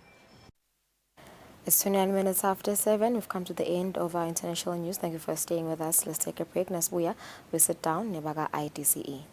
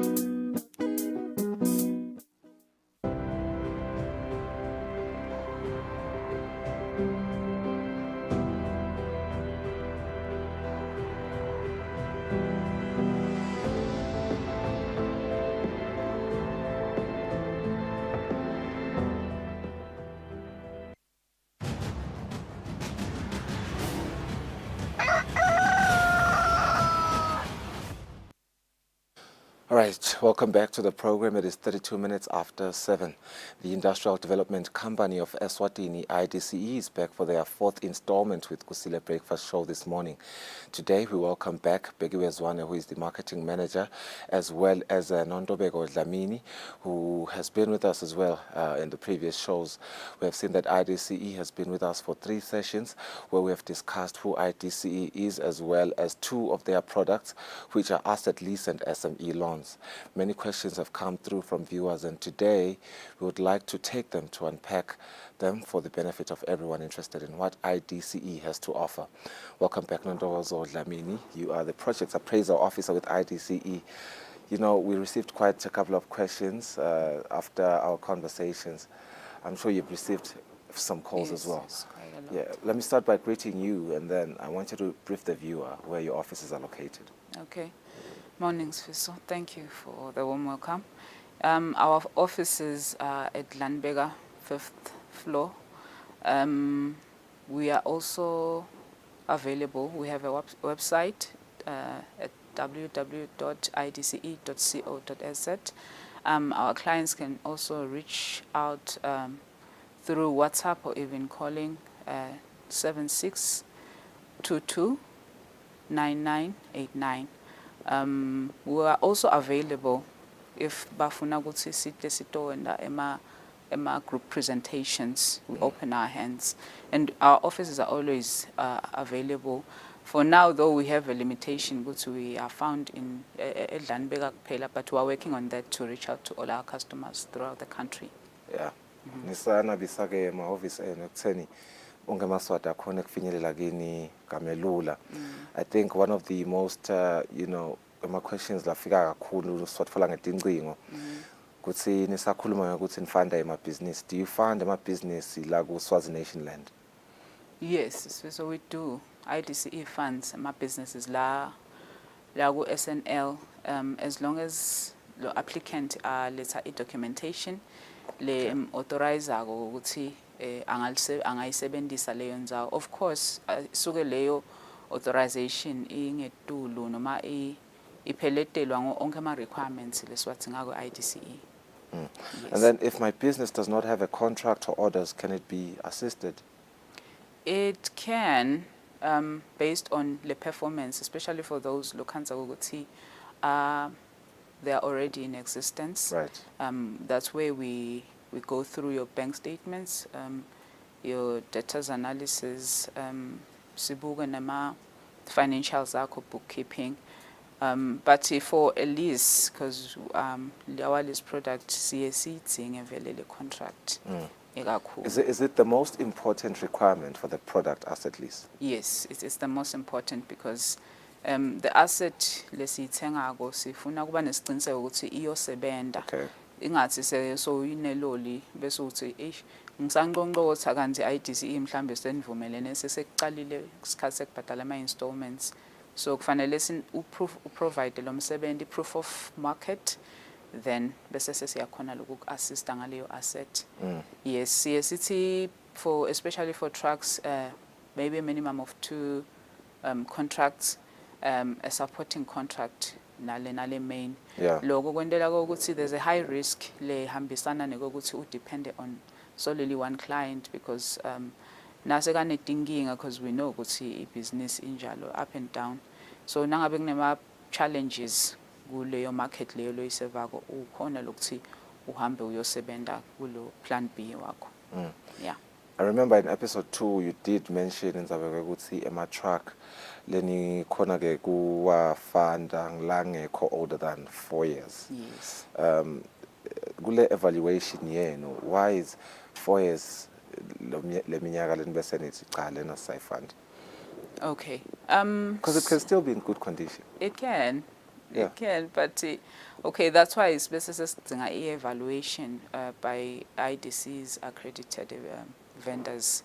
Kuthi basendele evaluation kuthi vele ise within isikhathi lengakhona yini kusebenza ngaso iperform kahle. Okay. Yes. Otherwise inzaba ya 4 years initially it was brand new assets only, but because of the economy siyazama lokhu sihlangabetane nema customer ethu singabi stringent kulama rules ethu ukuze stokhona lokhu sibe lisito eziveni.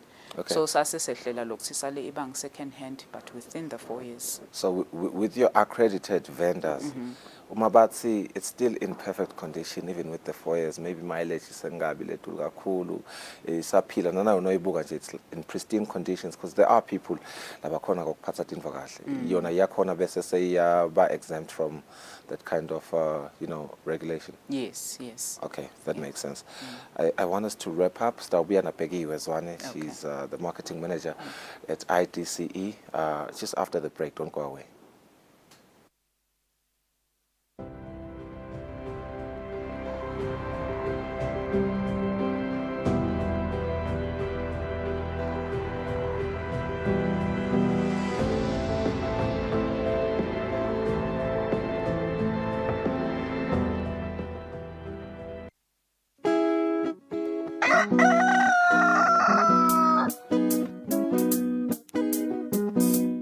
Stay home and watch Eswatini TV. Stay safe.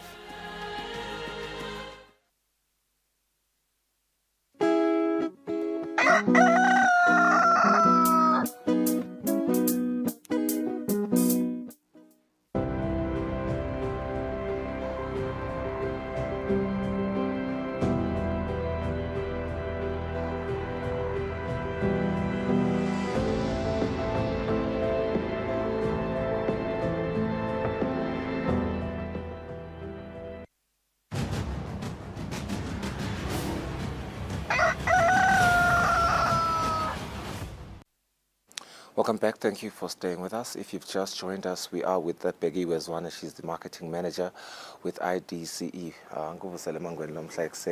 Thank you for waking up yet again to come join us this Thursday morning. No, I'm happy to be back. We've spoken about quite a number of things in the previous 3 weeks to be specific. Some of the questions that we have received, I think this one is for you in particular. It speaks to Inzaba salary. Does IDCE fund my project and deduct the installments from my salary? Thank you, siyabonga nebabukeli for the questions that they've been sending. Unfortunately, or fortunately, I must say fortunately because vele IDCE imodel yakhe sifanda ibhizinisi. So kumele ukuthi umnikati webhizinisi nebhizinisi kwehlukane.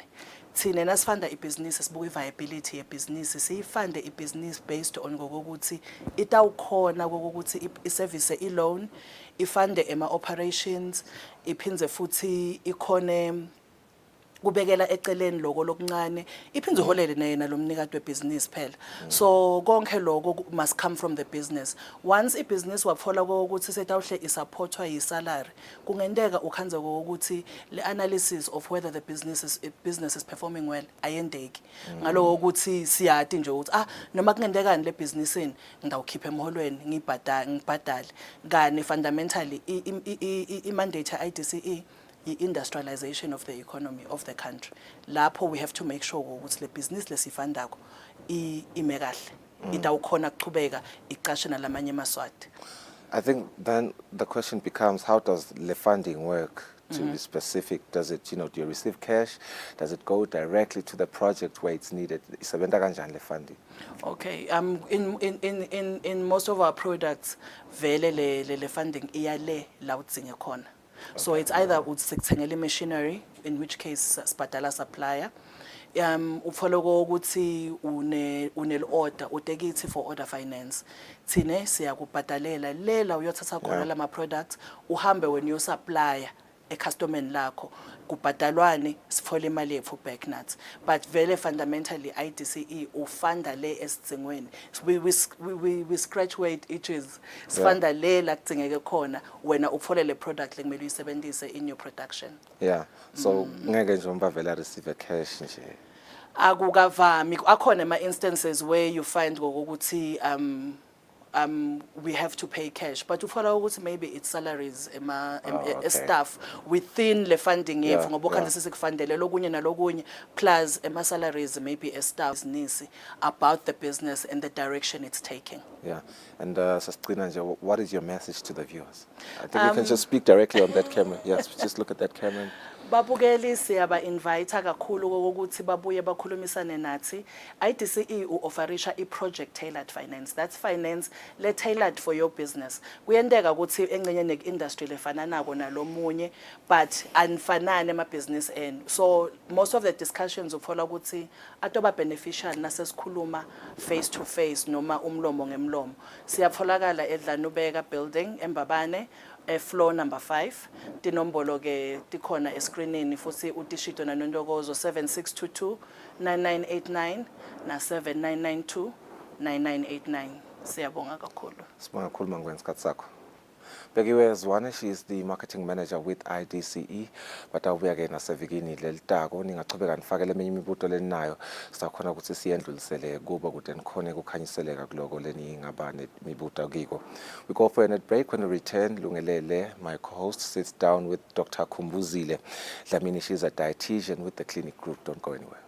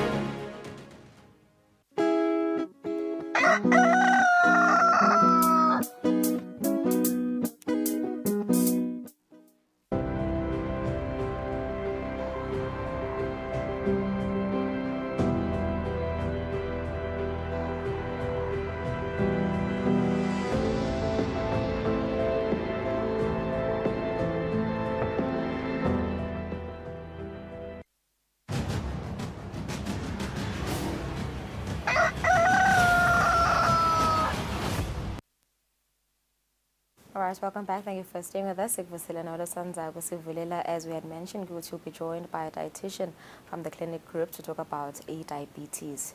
Now you'll know that diabetes in the African region, including Eswatini, is a serious chronic and costly disease that affects both males and females, and it is estimated to rise to 23.9 million cases by 2030. So globally, 1 in 10 women are living with diabetes, and 2 out of every 5 of these women are reproductive age. Says Phyllis Naelapa, dietitian Kumbu Dlamini from the Mbabane Clinic. I just cause diabetes because there's diabetes 1 and diabetes 2, and also talk about the symptoms and diabetes manage symptoms up. Good morning and welcome. Thank you for joining us, Kumbu. I think although some may know what diabetes is, but just give us an insight. Okay, so diabetes, to understand diabetes, I always like to take it back to what normally happens in the body when we digest and metabolize food. So it goes into our digestive tract, and then it gets broken down, and there's sugars that are released in the bloodstream. Then your body tells an organ called the pancreas, could say, oh, pancreas, please secrete some insulin. So there's sugar that's now entered the body, and we need to get it under control. So going forward, I'll refer to this insulin as a key.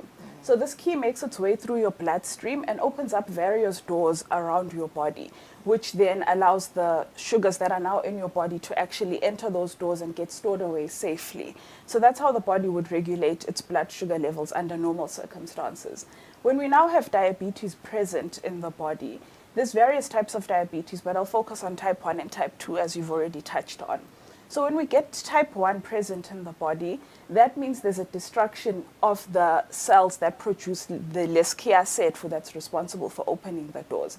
About 10% of the population of those living with diabetes are considered to have type 1 diabetes. So lapho the insulin leyakhiwa ngulomtimba.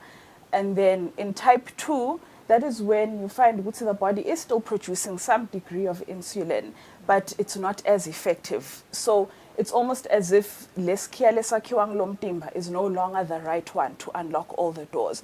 So kanzatsi, we then get lo sugar wethu that we've consumed from our food sitting in the bloodstream at high amounts, unable to enter through the doors it needs to go through, noma sekutele insulin, so it's not being stored away, which is when you then get sugar doing harm to the body, because it's sitting in an area of your body where it should ideally not be sitting at that level.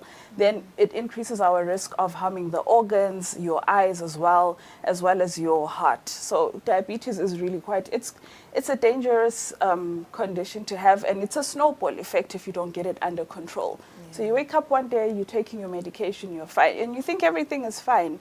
But if you don't get it controlled, it just continues to snowball into something bigger, harming your organs and even the limbs as well. All right. Speaking of controlling the condition, I want us to talk about managing, because I know that people manage this condition in different ways. Some use injection, but some use oral medication. Why are there people that use injection, and why are there people that use oral medication?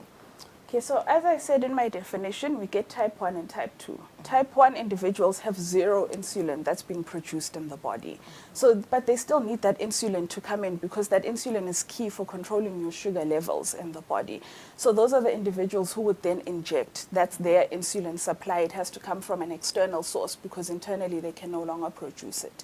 So those are our injecting individuals who are living with diabetes, because without insulin you will die ultimately. So it's vital to actually inject your insulin and inject it correctly. Then we get the type 2 individuals who still produce some degree of insulin that's not effective. So the medication they're taking is assisting that bit of insulin in their bodies to actually control their blood sugar levels, because they still have it. They just need assistance with making that insulin more effective, which is where the oral medication then comes in. So is medication or the injection alone sufficient enough to help me manage my diabetes, or do I need anything else like exercise, eating healthy? What else do I need to do in order to manage my diabetes? You definitely need to do a lot more than just taking your medication when it comes to diabetes management. And I'm sure you've seen a lot of the public health messages when it comes to diabetes. emphasize taking your medication correctly and the lifestyle changes that accompany it. So I always like to simplify it and say that the medication meets you at 50% and the lifestyle changes meet the other 50%. And when the two come together, we get 100% diabetes control. So the lifestyle changes are vital in actually managing your blood glucose level. Because your sugar comes from the food that you yourself are actually consuming. So the medication's not magically going to regulate your blood sugar if you're not controlling your hand that is then feeding you and the portion sizes that you're taking in. And the exercise as well, so increasing your physical activity level is extremely important in how we achieve blood glucose control, because a body that is physically active is better equipped and better capable to actually regulate its blood sugar levels. So it assists the medication. The two go hand in hand. Yeah. So maskuluma exercise, Kumbu, what do you mean? Like go for a jog, or maybe I can play hard sports? Exercise or physical activity. So I always like to tackle, when it comes to the topic of exercise, it can get extremely controversial because a lot of individuals, when we talk about exercise, think they now have to sign up to the gym and start lifting heavy weights, and that's not the case. So the research that currently exists says that on a weekly basis, an individual needs a minimum of 150 minutes of physical activity, whether that be you're walking or you're jogging or you go to the gym, you're swimming, or if you join a sports club, that all still counts. Just getting up and increasing your heart rate still counts towards physical activity. And I normally always advise people to start with what's comfortable for them, because at the end, physical activity must enhance your lifestyle. If you dread going to the gym on a daily basis, then it's an indicator that the gym is clearly not for you. It's not, you're not at that stage yet. And it's okay to start with 20 minutes of walking 3 times a week and we build up from there. You know, when it comes to physical activity, especially when you've never done it before, you need to allow yourself to be a beginner. Even in the context of diabetes, allow yourself to be a beginner and the rest will just grow organically with time. All right. So I'm going to scream my habits, because there are habits that people do. The diabetic habits like, drinking alcohol, smoking. You have to refrain from it completely. It's advisable to just refrain from it completely. Because we know alcohol harms the body. We know that the tobacco, the substances found in our cigarettes as well, they're very harmful to the body. And the longer you do it, the more harm is done. And there'll come a stage where we can't even reverse those changes from actually abstaining from alcohol consumption, the smoking, and the physical inactivity as well. So ideally, we really should abstain from it entirely. But when working with an individual who's battling, and we live in a society where we're using these substances as a coping mechanism, so it's not easy to just tell an individual to say to them, stop doing this. So you need to work with them and allow them to wean off that with time. So in an ideal setting, I want you to just stop completely. But understanding human nature, I know that I have to work with you gradually and allow you to wean off it with time. All right. So I want to talk about the symptoms just by sitting here. Well, I know that I have diabetes because, labanye abantu mabakubona ufoma kakhulu but yo ufoma kangaka wena so yochecka shukela. Akhona nivile mhlambe lawo symptoms nje lengasheshe ngabona ukuthi la ngento suspect ukuthi I do have diabetes and I have to go and check it out. There is a stage where your blood sugar levels might start to increase. Let's say now your body is struggling to regulate its own blood glucose. There's a stage where your blood sugar level increases, but you'll still feel fine. You won't experience any symptoms. And then there comes a stage once your blood sugar levels are astronomically high, sitting at your 15 or readings of 20, or sometimes 30 even, then you start experiencing the symptoms. The very common ones being the frequent urination, excessive thirst as well, being excessively hungry. You get an increase in yeast infections as well. So ideally, I always advise people to just make your checkups an annual thing, or rather make it a habit. Because in some cases you won't know unless you actually check, and by the time you find out, so much harm has already been done if you wait to be symptomatic. Yeah. So in a nutshell, my message is let's please not wait to be symptomatic. Let's just always make it a habit to go and get the checkups that we need. Right, 20 seconds is Natwala Gopi, Mbabane Clinic or Manzini Clinic? Nitangtola Mbabane Clinic, Monday to Friday. All right. And yes. Okay, thank you so much, Kumbu. Mbukele sithemba ukuthi otivele ukuthi go and get yourself checked up for diabetes njengoba savedile kumbuka ukuthi it's a very dangerous disease, deadly mangabe solo ungathathi action. Let's take a break. Sibuye si wrap up with Sfiso.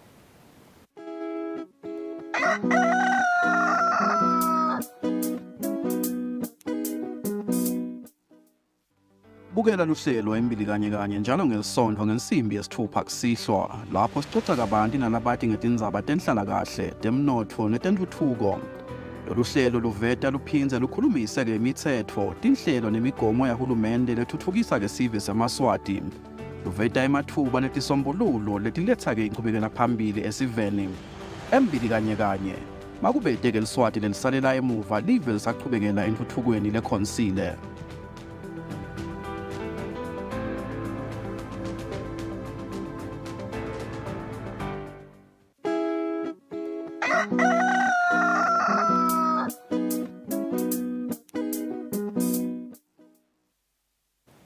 Minutes before 8 o'clock, sesifika emaphethelweni ehlelo lekufuna umhla. Thank you so much for joining us. Sithemba ukuthi kuningi lokufunzile njengoba siqotha nje ukukhuluma ne-dietitian, so yasicubuzela ukuthi we have to go and have ourselves checked out for diabetes as it is a dangerous chronic condition. Naloke ukuthi nje umuntu akangabe sesova ngathi uphocelelekile ukuthi aye ejimini uma ngabe kuyamhlula ukuthi aye ejimini onke malanga akaqale kancane.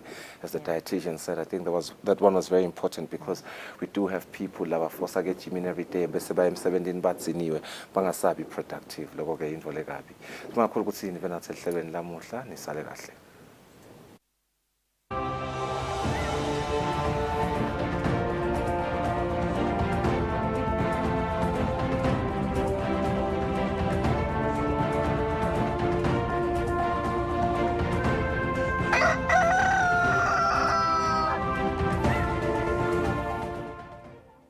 Let's live it up and party and have cracking good fun. When it comes to edutainment, DSTV's number one. Is everybody ready to go? We've got the zaniest characters to transport you away. The party is cracking, so why not come play? You're gonna love it. We've got so many channels and a ton of new shows, like Disney and Nickelodeon, where anything goes. So live it up with DSTV. We bring the fun. You know we're number one.